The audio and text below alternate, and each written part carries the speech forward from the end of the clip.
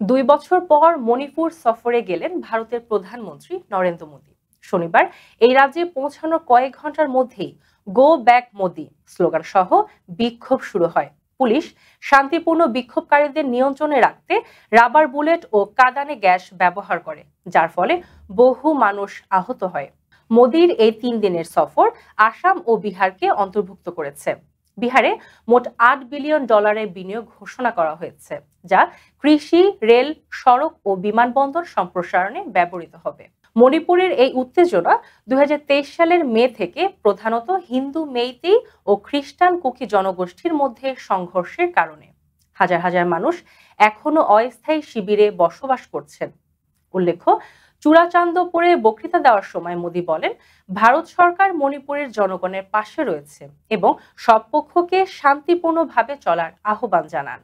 মণিপুর বর্তমানে সরাসরি নয়াদিল্লি থেকে শাসিত হচ্ছে, যেখানে জমি ও সরকারি চাকরিকে কেন্দ্র করে মেইতেই ও কুকি জনগোষ্ঠীর মধ্যে দীর্ঘদিন ধরে এক উত্তেজনা বিরাজ করছে।